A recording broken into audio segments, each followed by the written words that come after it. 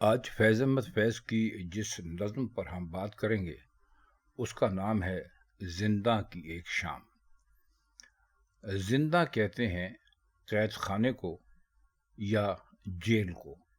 جیسا کہ آپ جانتے ہیں فیض احمد فیض کی بہت ساری زندگی جیل میں گزری، تو ممکن ہے کہ جیل کی کسی شام انہی لمحوں میں یہ نظم ان پر اتری ہو۔ نظم بہت خوبصورت ہے، ہم آپ کے سامنے اس کے الفاظ، مشکل الفاظ اور اس کے شعروں کا مطلب پیش کرنے کی کوشش کرتے ہیں۔ یہ مختلف بند ہیں، لیکن ہم کوشش یہ کریں گے کہ ان کو علیحدہ علیحدہ سے آپ کو بتا سکیں۔ تو پہلا شعر ہے: شام کے پیچ و خم ستاروں سے زینہ زینہ اتر رہی ہے رات۔ پہلے آپ مطلب سمجھ لیجئے۔ پیچ و خم کا مطلب ہوتا ہے ٹیڑھے میڑے۔ پیچ کہتے ہیں کسی چیز کے گھومنے کو، اور خم کا بھی تقریباً یہی مطلب ہوتا ہے، ٹیڑھا پن۔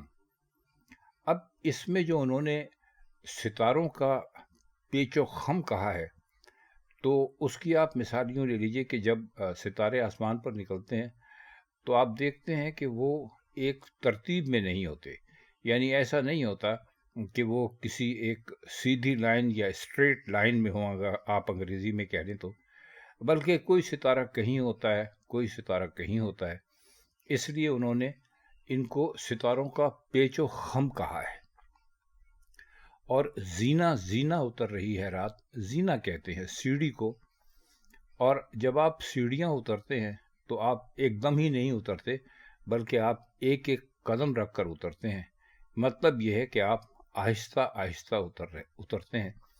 تو وہ یہی کہتے ہیں کہ شام ہو گئی ہے اور ستارے آسمان پر دکھائی دینے لگے ہیں، اور دھیرے دھیرے رات اتر رہی ہے، یعنی دھیرے دھیرے رات ہو رہی ہے۔ یہ منظر نامہ ہے، انہوں نے یہ ایک آپ کے سامنے شام کے وقت کی سینری آپ کو پیش کی ہے، آپ کو دکھائی ہے، تاکہ آپ کو اندازہ ہو سکے کہ ایک شاعر جب شام ہوتی ہے اور شام کے بعد دھیرے دھیرے رات ہوتی ہے تو اس کو کس طرح سوچتا ہے۔ اگلا شعر ہے: یوں صبا پاس سے گزرتی ہے جیسے کہہ دی کسی نے پیار کی بات۔ صبا کہتے ہیں ہوا کو، بلکہ جو بہت ہلکی ہوا چلتی ہے اس کو صبا کہتے ہیں۔ تو کہتے ہیں کہ یہ منظر اپنی جگہ ہے کہ آسمان پر ستارے نمودار ہو گئے ہیں اور آہستہ آہستہ رات ہو رہی، یعنی شام جا رہی ہے اور رات آ رہی ہے، اور بہت ہی ہلکی ہوا چل رہی ہے، اور وہ اتنی یعنی اس ہوا کے چلنے کا انداز ایسا ہے جیسے کسی نے آپ کے کان میں پیار کی بات کہہ دی ہو۔ پیار کی بات ظاہر ہے کہ بہت دھیرے سے اور بہت آہستگی سے ایک سرگوشی میں کہی جا سکتی ہے، تو اس سے مراد ان کی یہی ہے کہ بہت ہلکی ہوا چل رہی ہے، اور اس ہوا کی مثال انہوں نے ایسے دیے جیسے کسی نے آپ سے پیار کی کوئی بات کہہ دی ہو۔ اگلا شعر ہے: صحن زندہ کے بے وطن اشجار سرنگوں محو ہیں بنانے میں۔ صحن آپ سب جانتے ہیں، آنگن کو کہتے ہیں، ہندوستان میں بھی کہتے ہیں، پاکستان میں بھی کہتے ہیں۔ اور زندہ ابھی آپ کو میں بتا چکا ہوں کہ وہ قید خانے کو یا بندی خانے کو یا جیل کو کہتے ہیں۔ اور اشجار جمع ہے شجر کی، شجر کا مطلب ہوتا ہے پیڑ یا درخت۔ اور سر نگوں کہتے ہیں سر جھکائے ہوئے، اور محو کہتے ہیں مشغول، یا انگریزی میں کہہ لیجیے تو بیزی۔ اب اس کا کیا مطلب ہے یہ آگے چل کر اگلے شعر میں پتہ چلے گا کہ جو اشجار ہیں وہ کیا کر رہے ہیں۔ یہ صحن زندہ کے بے وطن اشجار انہوں نے کیوں کہا ہے؟ اس لیے کہ کہتے ہیں کہ جو جیل خانے کا صحن ہے یا باہر کا کھلا ہوا حصہ ہے، اس میں کچھ درخت لگے ہوئے ہیں۔ اب ان کو بے وطن اشجار جو فیض صاحب نے کہا ہے، اس کو ذرا سمجھنے کی ضرورت ہے۔ دیکھیے، اصل میں تو پیڑ کی جو جگہ ہے وہ آزاد کھلی فضا ہے یا جنگل ہیں یا ایک ایسی جگہ ہے جہاں پر ان پر کسی قسم کی کوئی قید نہ ہو. قید سے مراد یہ ہے کہ وہ کسی جگہ بند نہ ہو. لیکن یہ چونکہ درخت جیل خانے میں لگے ہوئے ہیں اس لیے ان کو انہوں نے بے وطن کہا ہے. یعنی یہ بھی اپنے وطن سے دور ہیں, کسی جنگل میں نہیں ہے, کسی کھلی جگہ میں نہیں ہے, بلکہ یہ اپنے وطن سے دور کر کے اس جیل خانے میں لگا دیے ہیں. اور یہ کر کیا رہے ہیں؟ سرنگوں محب ہیں بنانے میں, یعنی سر جھکائے ہوئے ہیں اور یہ بنا رہے ہیں. کیا بنا رہے ہیں؟ دامن آسماں پہ نقش و نگار. اب دامن آسماں انہوں نے کیا کہا, کیوں کہا ہے؟ دیکھیے, پہلے وہ آسمان کے جو بہت ہی اونچا حصہ تھا جس میں کہ ستارے تھے اور جہاں سے احساس ہو رہا تھا کہ اب رات ہونے والی ہے, تو یہاں پر یہ درخت کیا کر رہے ہیں؟ یہ سر جھکائے ہوئے آسمان کے دامن پر کچھ نقش و نگار بنا رہے ہیں. یعنی نقش نگار یعنی تصویریں بنا رہے ہیں یا کچھ نشانات بنا رہے ہیں. اب وہ آپ سوچیں گے کہ دامن آسمان پہ نقش و نگار کیسے بنتے ہیں, تو آسمان کے اس حصے کی بات کی ہے فیض صاحب نے جو کہ بتدریج یا آہستہ آہستہ زمین سے قریب ہو جاتا ہے, جسے ہم افق بھی کہتے ہیں. تو جب آپ درختوں کو دیکھتے ہیں اور ان درختوں کے پس منظر میں آسمان کو دیکھتے ہیں تو ایسا لگتا ہے کہ یہ درخت آسمان کے اس حصے میں کوئی تصویر بنا رہے ہیں. تصویر یہ بنا رہے ہیں کہ وہ درخت آپ کو آسمان کے اس حصے کے پس منظر میں دکھائی دے رہے ہیں. شانہ بام پہ دمکتا ہے مہرباں چاندنی کا دستے جمیل. شانہ کہتے ہیں کاندھے کو, بام کہتے ہیں اونچی جگہ کو. بام آپ انگریزی میں کہہ دیجیے تو گیلری کو بھی کہتے ہیں, بالکنی کو بھی کہہ سکتے ہیں, یا کوئی ایسی اونچی جگہ کو آپ کہہ سکتے ہیں جو کہ زمین سے بلندی پر ہو. اب یہاں پر کیا ہو رہا ہے اس پورے منظر نامے میں فیض صاحب ہمیں بتا رہے ہیں کہ اب ہوا یہ ہے کہ اگر آپ اوپر کی طرف دیکھیں تو آپ کو مہرباں چاندنی کا دست جمیل دکھائی دیتا ہے. مہرباں چاندنی یعنی ہلکی ہلکی چاندنی, اور دست کہتے ہیں ہاتھ کو, جمیل کہتے ہیں خوبصورت کو. تو اب کیا ہوا ہے کہ چاندنی اوپر کی طرف پھیل گئی ہے, یعنی آپ اگر نظر اٹھا کے دیکھیں تو آپ کو چاندنی دکھائی دینے لگی ہے. دیکھیے, یہ سارا زندہ کی ایک شام ہے. اس میں شاعر نے درختوں کے حوالے سے, ستاروں کے حوالے سے, ہوا کے حوالے سے, پیڑوں کے حوالے سے اور آسمان کے مختلف بدلتے ہوئے رنگوں کے حوالے سے بات کی ہے. تو اب انہوں نے چاندنی پر بھی بات کی ہے کہ اب جو چاند ہے وہ بھی ابھر آیا ہے اور آہستہ آہستہ شام پھیلتی جا رہی ہے. یعنی چاندنی ہر طرف چھٹکی ہوئی ہے اور ایسا لگتا ہے کہ جو اونچائی یا بلندی ہے اس کے شانے پر یا اس کے کاندھے پر چاندنی نے اپنا خوبصورت ہاتھ رکھ دیا ہے. آگے چل کے کہتے ہیں خاک میں گھل گئی ہے آب نجوم.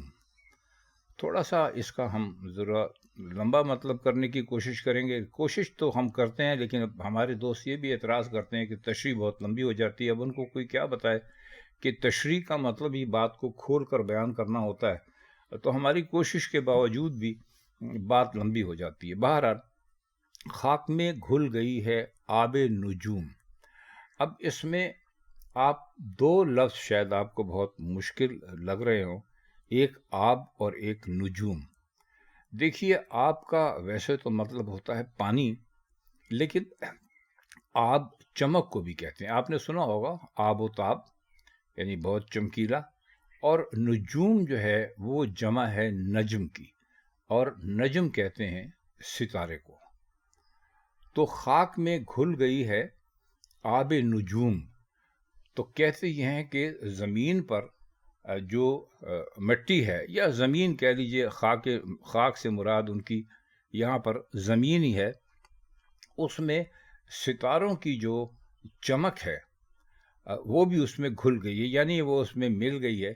تو ستاروں کی جو ہلکی ہلکی روشنی ہے وہ بھی زمین پر اب پڑنے لگی ہے، اور نور میں گھل گیا ہے عرش کا نیل۔ نور روشنی کو کہتے ہیں، عرش آسمان کو کہتے ہیں، اور نیل سے مراد یہاں پر دریائے نیل نہیں ہے، بلکہ نیل سے مراد ان کی نیلا آسمان ہے۔ تو نیلے آسمان پر رات جو ہے، چاندنی جو ہے وہ پھیل گئی ہے، اور آسمان کی جو نیلاہٹ ہے یا آسمان کا جو نیلا رنگ ہے وہ اس روشنی کے ساتھ مل گیا ہے، یعنی وہ نور جو چاندنی کی وجہ سے ہوا اور عرش کی وہ نیلاہٹ، وہ دونوں آپس میں مل گئی ہیں۔ سبز گوشوں میں نیلگوں سائے لہلہاتے ہیں جس طرح دل میں موجے درد فراق یار آئے۔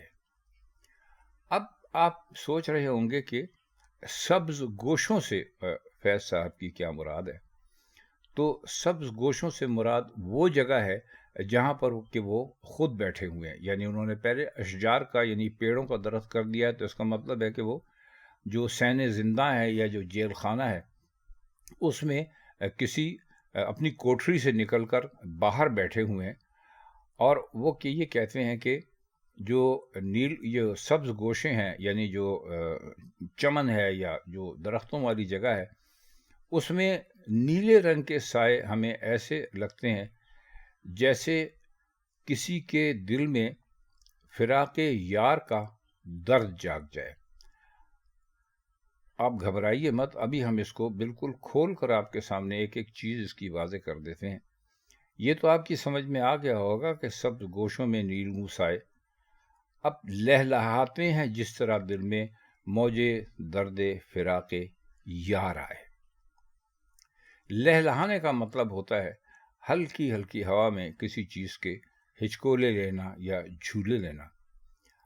اب اس کی مثال انہوں نے اس طرح دی ہے کہ کسی عاشق کا محبوب یا اس کی معشوق اس سے اگر بچھڑ جائے تو اس کو دل میں تکلیف ہوتی ہے، ایک لہر اٹھتی ہے دل میں، لیکن وہ یہ کہتے ہیں کہ عاشق جو ہے وہ اس سے بھی لطف لیتے ہیں، یعنی اس لہلہانے سے بھی وہ لطف لیتے ہیں، یعنی محبوب کی جدائی کا جو درد ہوتا ہے وہ درد بھی ان کو اچھا لگتا ہے۔ تو جو نیلگوں سائے انہوں نے بات کی تھی، یعنی جو ان کا احساس ہے جب وہ چاندنی رات میں ان درختوں کی طرف یا اس سبزے کی طرف دیکھتے ہیں جس میں وہ بیٹھے ہوئے ہیں، تو ان کو وہاں پر ایسا محسوس ہوتا ہے کہ جیسے کچھ نیلے رنگ کے سائے وہاں پر ہوں۔ یہ چاندنی سے بھی ہو سکتا ہے، درختوں کے ہلنے سے بھی، جب چاندنی میں وہ ہلتے ہیں تو ان کا جو سایہ ہوتا ہے یا ان سے جو شیڈوز بنتے ہیں، آپ انگریزی میں اگر کہہ لیجیے اور ہمیں بھی اجازت دیں کہنے کی، تو وہ کہتے ہیں کہ وہ اس طرح کے نظر آتے ہیں جیسے انسان کے دل میں اپنے محبوب کا درد رہ رہ کر اٹھتا ہے۔ یہ تمام منظرنامہ اس نظم کے پہلے حصے کا تھا۔ اب اس نظم کا جب انہوں نے یہ سارا منظرنامہ آپ کے سامنے پیش کر دیا، یہ پورا سینیریو آپ کو انہوں نے دکھا دیا، تو پھر وہ اس کے دوسری طرف آتے ہیں جو ان کا خاص موضوع ہے۔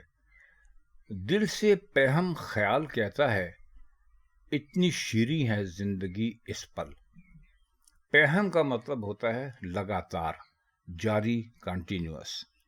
تو کہتے ہیں کہ میرے دل میں بار بار یہ خیال آتا ہے کہ اس وقت جب کہ یہ منظرنامہ میرے چاروں طرف ہے، یعنی چاندنی بھی ہے، ستارے بھی ہیں، بہت اچھی ہوا بھی چل رہی ہے اور درخت بھی ہولے ہولے جھوم رہے ہیں، تو میرے دل میں یہ احساس ہے کہ زندگی اس وقت کتنی اچھی ہے، کتنی میٹھی ہے، یعنی اس منظر نے میری زندگی کو کتنا خوبصورت بنا لیا ہے۔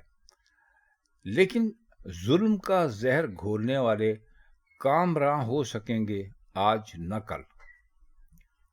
اس میں سوائے کامراں کے اور کچھ مشکل لفظ نہیں ہے۔ کامران کا مطلب ہوتا ہے کامیاب ہونا۔ تو یہ کہتے ہیں کہ جب میں اتنی خوبصورت ماحول میں اور اتنے خوبصورت منظرنامے کا ایک حصہ بنا بیٹھا ہوں اور میرے چاروں طرف حسن ہی حسن قدرت کی طرف سے بکھرا پڑا ہے، تو مجھے یہ خیال آتا ہے کہ وہ لوگ جنہوں نے کہ ہر طرف ظلم پھیلا رکھا ہے، جو ظلم کرتے ہیں، وہ کبھی کامیاب نہیں ہو سکتے۔ کامیاب کیوں نہیں ہو سکتے؟ اس لیے نہیں ہو سکتے کہ جلوہ گاہ وصال کی شمع وہ بجھا بھی چکے اگر تو کیا، چاند کو گل کریں تو ہم جانیں۔ یعنی کتنی اچھی بات انہوں نے کی ہے۔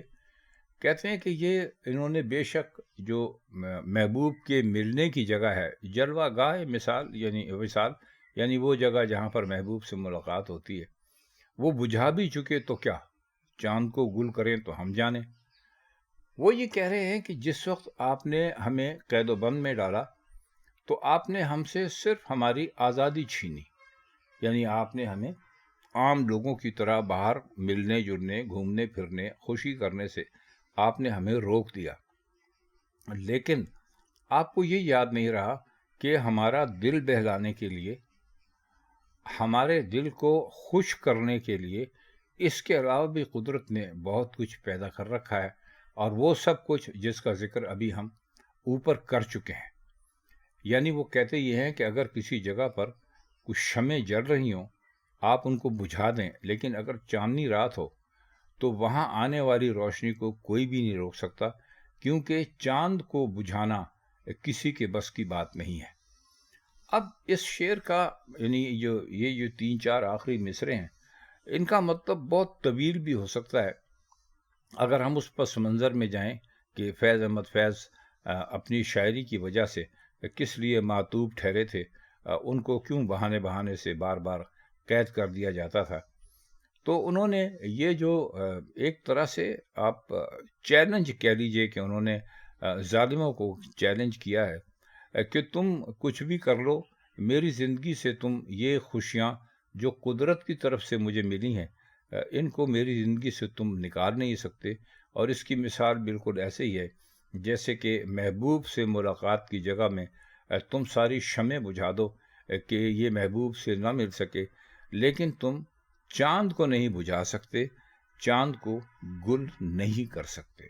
خواتین و حضرات، یہ فیض احمد فیض کی زندہ کی ایک شام نظم سے ہم نے آپ کے لیے ایک انتخاب لے کے اس کی تشریح کرنے کی کوشش کی۔ اگر آپ کو اچھی لگی ہو تو کمنٹس میں اس کا اظہار ضرور کر دیجیے گا۔ آج کے لیے اتنا ہی۔ فیض کی کسی اور نظم کے ساتھ آپ کی خدمت میں پھر حاضر ہوں گے۔ تب تک کے لیے میں چاہتا ہوں آپ سے اجازت۔ خدا حافظ۔